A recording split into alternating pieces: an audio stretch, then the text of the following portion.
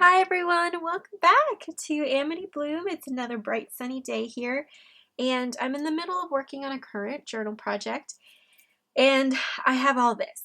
Now this might seem very similar to you guys. You probably have had this sitting in front of you a couple of times now if you're a journal maker or a journal enthusiast. These are my scraps that are in the shape of a strip piece of paper. Usually you are left with these type of scraps when you trim off the excess to the pages that you're creating to fit inside of a journal. And personally, these are the most annoying type of scraps, I think, to have in our collection because they're so long and obnoxious and big. I wanted to come up with something that we could create together where you pull out your scraps that are in the size of strips, and you can use smaller scraps as well, and create something with it. I'm sticking to just cream, tan, natural bases of colors. To start off, I have 5 different piles in front of me. This pile is my scraps that have been embossed with an embossing machine. This little pile is my pile of botanical pages and a little ledger.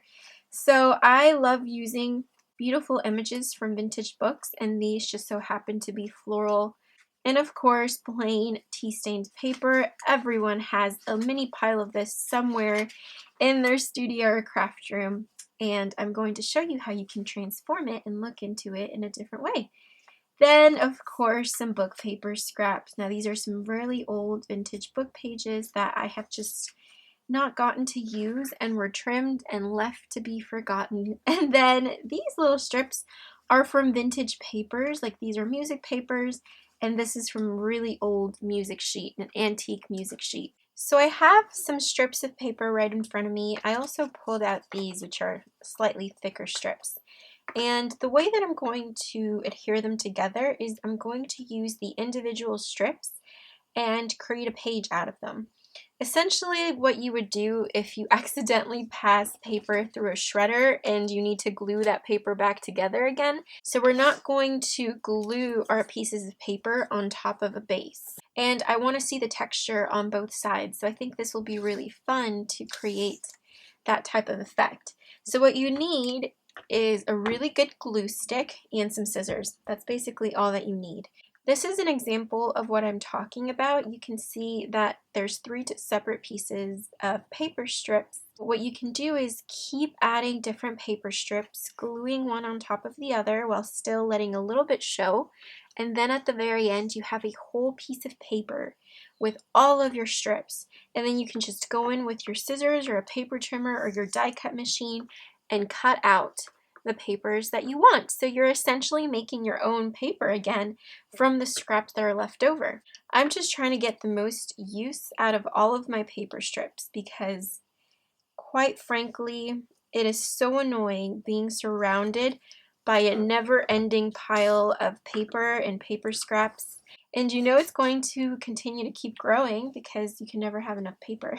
Not only is it a lot of fun, but it's also very therapeutic to create your own paper puzzle using pieces that would end up in the trash.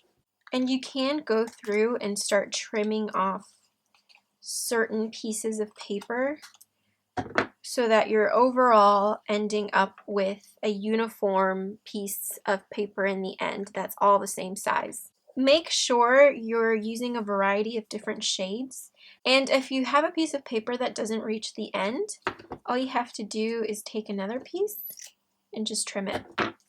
Super simple. Oh, look at this one. This one's lovely. That one is so pretty. Now I don't want to cover more of that, so I'm actually going to take the back side and apply that on that ripped edge, so that when you flip it over, you see that ripped edge right here and right here. I really like the look of those 2 ripped edges together. It's time to add another book page, add some more glue, and put it right on top. And this is what it should be looking like when you use different types of strips of paper in the same color palette. I have little bits of color peeping through, but they're very neutral. I'm not sure if I'm right, but this little floral image looks a lot like the flowers that are on my desk. So beautiful. And it's such a cute little coincidence. I love that. This is so special. As you can see, all the papers are normally the same type of size. There's not one paper that's super wide and the other ones are super thin. I like to continue with the illusion that all of them are the same size. And they are. You know, I try my best to make them the same size. So this is what I have so far. As you can see, all of the different layers of paper peeking through. The texture is so beautiful. You can just run your fingers through it and you can feel the different textures of the paper that's embossed, the old paper, the grit of the paper, the smoothness of the vintage musical paper. So lovely. This is the front side, so the side that I'm going to be using for my projects, and then this is the back. So you can see how the back is pieced. I used this paper kind of like a backing to where there was an empty space. So you can also do that depending on if you want to glue from the front or if you want to glue from the back. The easiest way is gluing from the back because no matter what, you will have a nice seamless kind of layered collage. If you glue from the front, you will have more texture while you're putting your finger and running it through the pages. But it's really just up to you. It's what you prefer and what comes easier for you. So let's say I want to add another piece of paper after here. Let's say I want to add a book page. If I add it to the front, I completely lose this strip of paper. But if I glue it on like this, I don't lose this strip and I have exposed a new strip. So it's that kind of thinking that you need to use when you're creating your own collaged papers like this.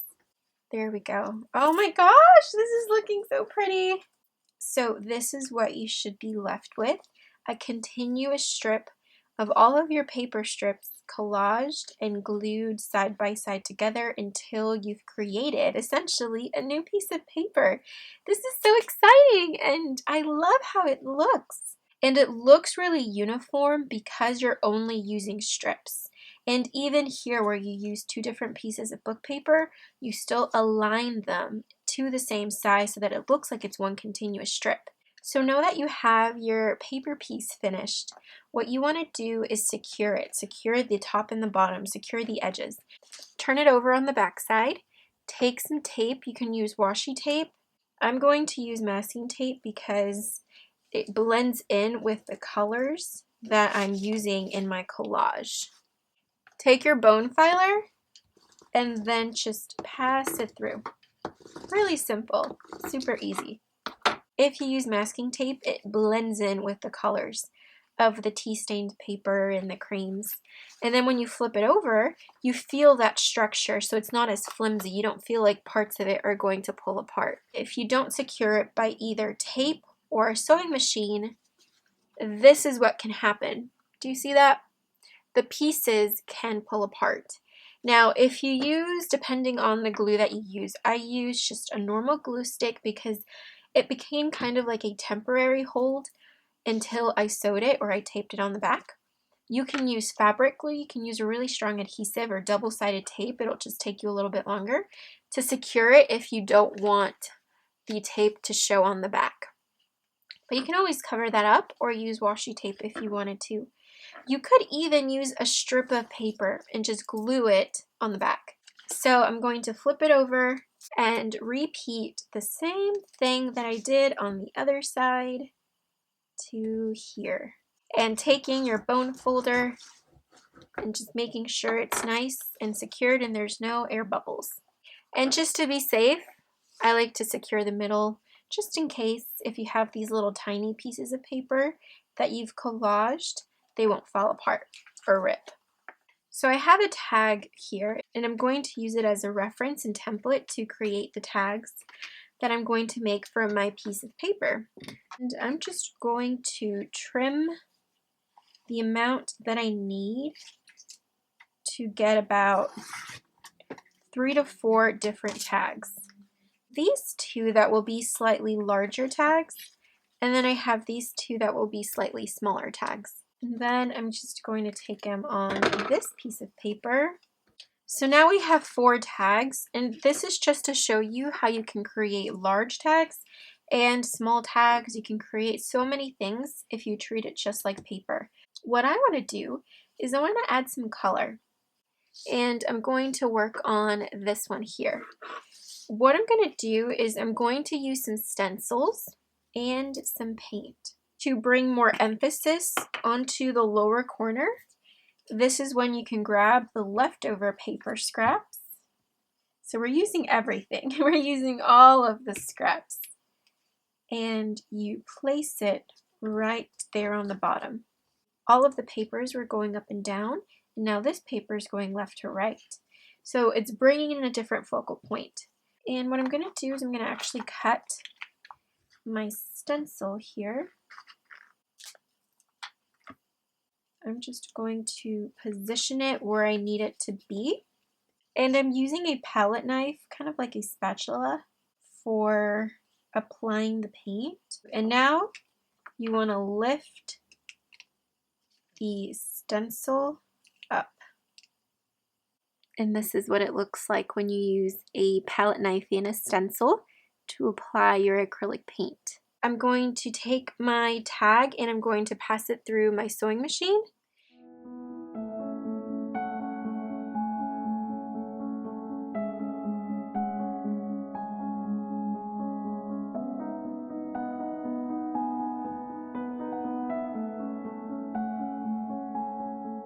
So here are the tags. I ended up passing them through my sewing machine and then using some distress stain on just normal blank white hole reinforcers. You'll notice that these two don't have any paint on them, and then these have a little bit of the stenciled rose right on the top, just to show you the difference. So you can go the extra mile and use your paints, use your mixed media. There's so many ways that you can decorate on top of them, but keep it minimal. If you're trying to go for this type of a style where it looks very elegant and not too cluttered, because it's very easy to go a little bit overboard when you're collaging and making everything look so cluttered that nothing stands out. With these two tags, I ended up not using any of the paint just to show you how it looks like just bare with paper. This is more of a mixed media approach. This is just normal with paper. And then of course with the phrases, it just makes me so happy. You can see them a lot better up close. All of the different textures and papers and tints of cream. And with this one, I've just added some tea stained paper on the back. And then with this one, I've kept the collage on the back as well as the masking tape. And you can always cover that up if you don't like it. You can paint over it. You can do whatever you'd like. I kind of like the look of it. I think it looks really quirky. And then on the front, it's just a really elegant way of using up your scraps that are those annoying strips of paper. This one I absolutely loved because of the flower. And then we have the little mini one. So these are the 4 tags that I've made. I really loved how they looked, and I like how you can use them in so many ways and decorate them in so many ways. So I really hope that this video has inspired you to take your paper strips and turn them into actual pieces of collaged paper, which you can then trim, cut, sew, do whatever you'd like, turn them into tags. Treat it like a piece of paper and you will have so much fun with it. Don't throw those annoying strips into the garbage. They look beautiful. So I really hope that you guys enjoyed this video so much. Thank you so much for watching. I will be with you guys very soon, hopefully to share with you guys the finished journals that I've been working on. They're definitely something. That's all I'm going to say. So I hope that you guys have an amazing day filled with peace and love. And thank you for spending your time with me today. Bye-bye. See you soon.